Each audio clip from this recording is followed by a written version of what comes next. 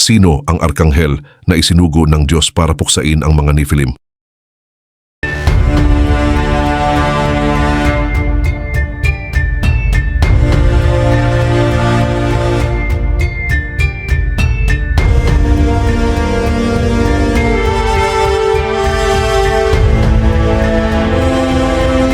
Paano kung sabihin ko sa iyo na bago nagpadala ang Diyos ng baha ay nagpadala muna siya ng isang arkanghel? Hindi para bigyang babala ang humanity, hindi para i-comfort si Noah, kundi para tugisin at puksain ang mga Nephilim. Sinasabi ng Bible na may mga higante sa mundo noong mga panahong iyon, mga halimaw na nilalang na ipinanganak mula sa fallen angels at mga anak na babae ng tao. Pinuno nila ang mundo ng karahasan, corruption at takot. At kung hindi sila mapipigilan, pwede nilang sirain ang plano ng Diyos para sa sangkatauhan. Kaya habang gumagawa si Noah ng ark, isang hidden war ang nangyayari sa langit. Pinili ng Diyos ang isa sa kanyang pinakamakapangyarihang archangels at binigyan siya ng nakakatakot na utos na puksain ang mga higante, igapos ang mga fallen angels at ihanda ang mundo para sa judgment. Sino ang archangel na ito? Ano ang ginawa niya sa Nephilim? At bakit nanatiling nakatago ang nakalimutang laban na ito sa napakatagal na panahon? At yan ang ipaliliwanag ko ng simple, kumpleto at detalyado.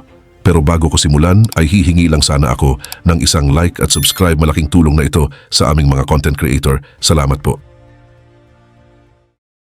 Para mas maintindihan natin kung bakit kailangang magpadala ng arkanghel ang Diyos para puksain ang mga Nephilim, kailangan muna nating bumalik sa simula ng bangungot na ito kasi hindi basta lumitaw ang mga higante. Ang kanilang kwento ay nagsimula nang ang isang grupo ng mga anghel ay lumampas sa limitasyon na hindi kailanman pinayagan ng Diyos. Umalis sila sa langit, kumuha ng human wives at nagbunga ng isang lahi ng mga nilalang na nagdala ng chaos sa mundo. Dito, nagsisimula ang kwento ng Nephilim. Nagsisimula ang kwento sa Genesis chapter 6 verse 2, isa sa pinakamisteryoso at nakakagulat na bahagi ng Bible. Sinasabi nito, ang mga anak ng Diyos ay nakita na magaganda ang mga anak na babae ng mga tao at sila'y nangagsikuhan ng kanilang asawa sa lahat ng kanilang pinili. Ang Nephilim ay nasa mundo noong mga panahong iyon. Hindi ito isinulat na parang myth o symbolism. Ito ay ipinakita bilang turning point sa history ng humanity, isang sandali kung saan may pumasok sa mundo na hindi dapat naroon. Ang salitang Sons of God ay ginagamit din sa ibang bahagi ng Old Testament para sa heavenly beings, mga anghel na nasa presensya ng Diyos, hindi human kings, hindi symbolic figures, kundi spiritual beings. At dito, may ilan sa kanila ang lumagpas sa boundary na hindi nila dapat nilagpasan. Bumaba sila sa human world at kumuha ng asawa mula sa daughters of men.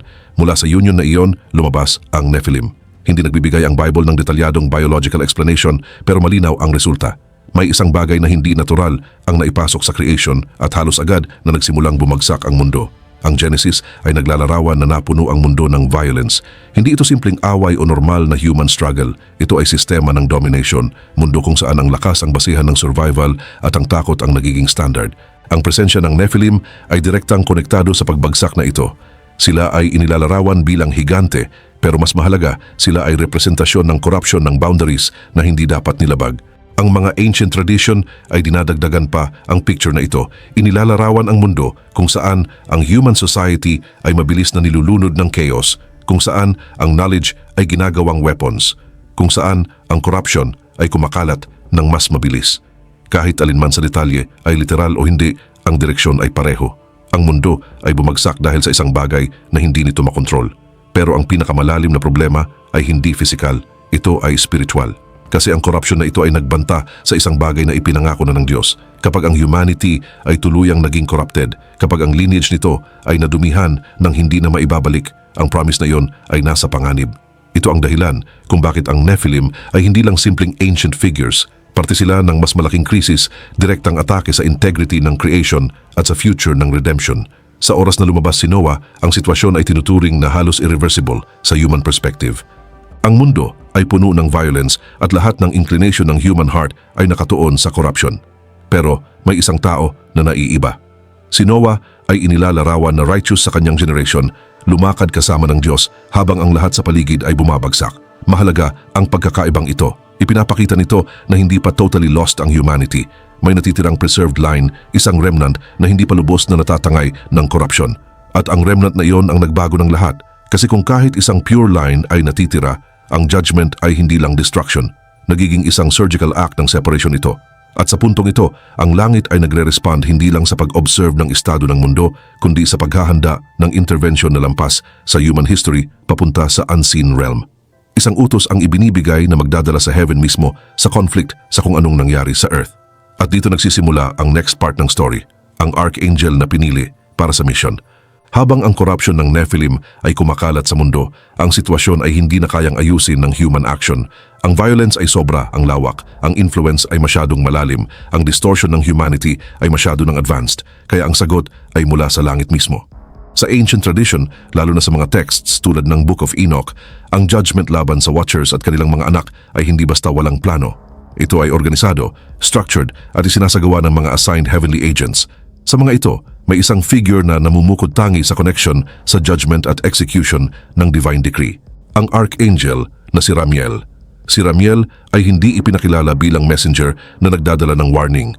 Siya ay konektado sa oversight ng judgment at pagpapatupad ng decisions ng Diyos. Ang kanyang role ay hindi makipagtalo sa hatol, kundi isagawa ito. Mahalaga ang distinction na ito kasi ang hinahanda ay hindi negotiation sa fallen watchers. Ito ay enforcement, direktang response sa rebellion. Sa heavenly court, final na ang decision. Ang corruption na pumasok sa mundo ay dapat alisin. Ang mga responsable dito ay dapat itali. At ang system na ginawa nila ay dapat wasakin. Ito ang lugar kung saan ibinibigay ang misyon. Si Ramiel ay pinili bilang parte ng heavenly order na responsable sa judgment laban sa forces sa likod ng Nephilim crisis. Hindi siya kumikilos mag-isa. Siya ay nasa ilalim ng direktang utos ng Diyos sa isang structured divine response na may kasamang iba pang archangels at agents of judgment. Pero ang role niya ay mahalaga sa susunod na mangyayari. Kasi ito ay hindi lang obserbasyon ng punishment, ito ay pagpapatupad nito.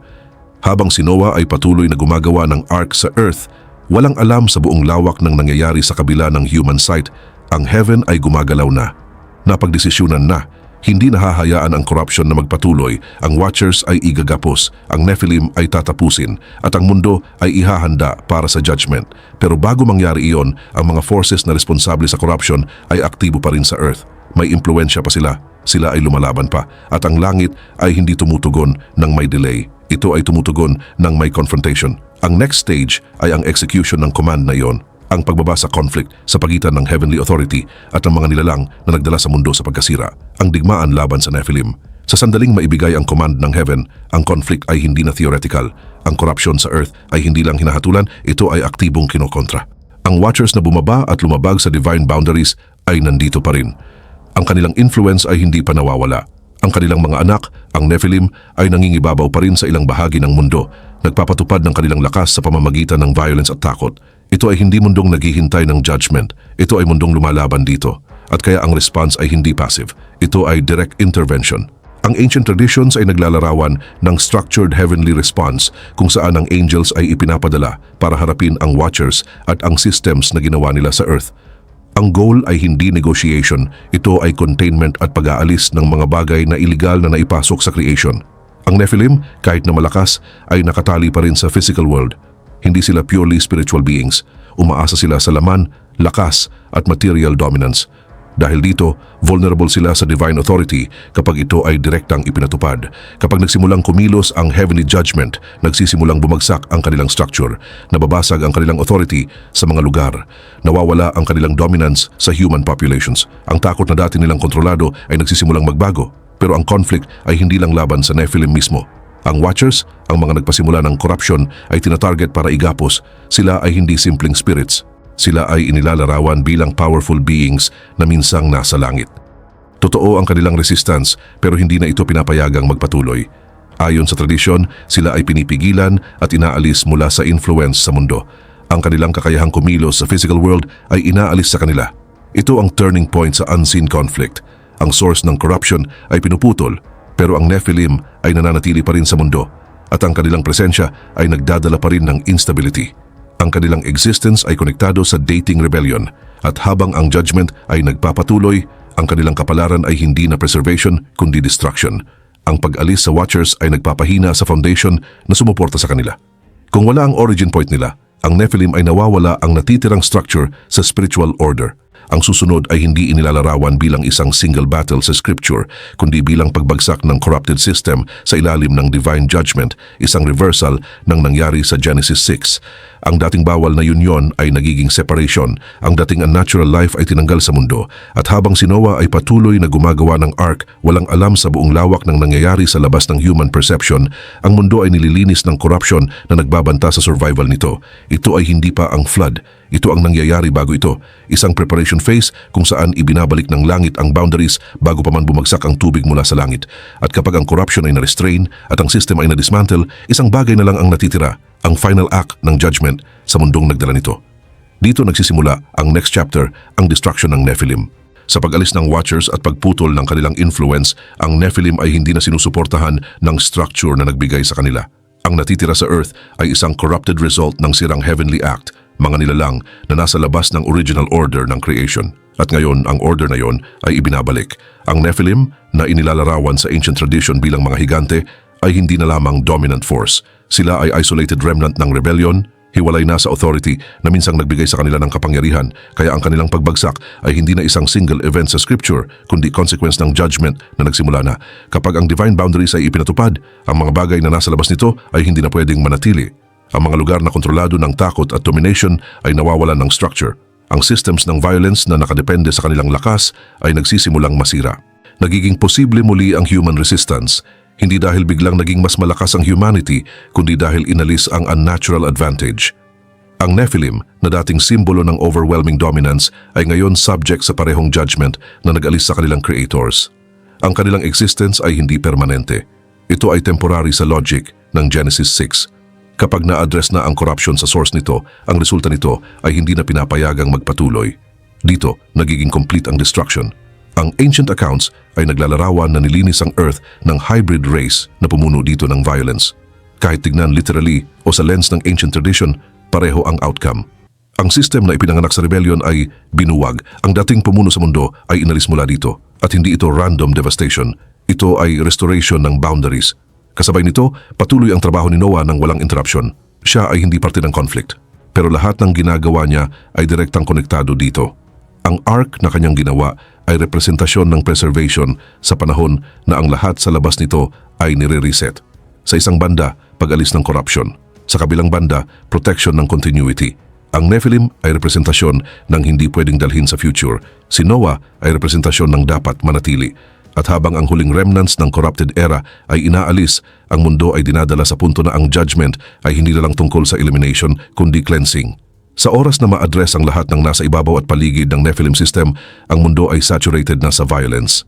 Sinasabi ito ng Genesis ng malinaw, ang mundo ay puno ng corruption at lahat ng intensyon ng human thought ay laging patungo sa evil. Sa puntong ito, ang judgment ay hindi na partial. Ito ay total. Pero kahit dito, ang flood ay hindi impulsive act. Ito ay final stage ng prosesong matagal nang nasa motion. Pagkatapos ma-expose ang corruption, makonfront ang source at mabuwag ang structure sa likod nito, si Noah ay nasa gitna ng natitirang preserved line. Inuutusan siyang gumawa ng ark, isang structure na walang sense sa natural context. Ito ay hindi produkto ng survival instinct. Ito ay obedience sa warning tungkol sa mangyayaring hindi pa nakikita ng mundo. Habang gumagawa si Noah, normal ang buhay sa paligid niya para sa lahat ng iba. Walang visible sign ng paparating na mangyayari. Walang immediate confirmation ng kanyang warnings. Nagdudulot ito ng malinaw na hati sa pagitan ng perception at reality. Sa isang banda, normal na buhay. Sa kabila, isang hidden judgment ay nasa motion na. Kapag dumating ang itinakdang oras, nagsisimula ang flood. Ang tubig ay tumataas sa paraang nakakaapekto sa lahat, lupa, hangin at ang structure ng Earth mismo. Hindi ito inilalarawan bilang local event. Ito ay global ang saklaw. Ang mundo na puno ng corruption ay nire-reset at lahat ng nasa labas ng ark ay inaalis mula sa system. Ang mahalaga sa moment na ito ay hindi lang destruction kundi separation. Ang arko ang nagiging dividing line sa pagitan ng magpapatuloy at magtatapos. Si Noah at ang kanyang pamilya ay napreserba hindi dahil sila ay mas malakas kundi dahil sila ay itinabi bago pa magsimula ang judgment. Sila ay representasyon ng continuity through obedience habang ang lahat ay inaalis. Ang Nephilim na dati nang destabilized sa pamamagitan ng pag-alis ng kanilang origin at structure ay wala na bilang organized force. Sa stage na ito, ang natitira sa corrupted era ay hindi na nakaligtas sa transition papunta sa flood. Ang mundo ay ibinabalik sa state of reset, hindi bilang collapse sa chaos, kundi bilang controlled removal ng nag-corrupt sa creation. At kapag natabunan na ng tubig ang mundo, handa na ang stage para sa panibagong simula. Isang mundo na walang influence ng rebellion na iyon, isang preserved line kung saan manggagaling ang future redemption. Pero nananatili ang tanong sa likod ng lahat ng nangyari. Kung umabot sa ganito ang heaven para alisin ang corruption bago ang flood, ano ang sinasabi nito tungkol sa bigat ng kinakatawan ng Nephilim? At bakit ang scripture ay nagbibigay lang ng fragments ng isang war na malinaw na humubog sa human history? Dito nagsisimula ang final reflection.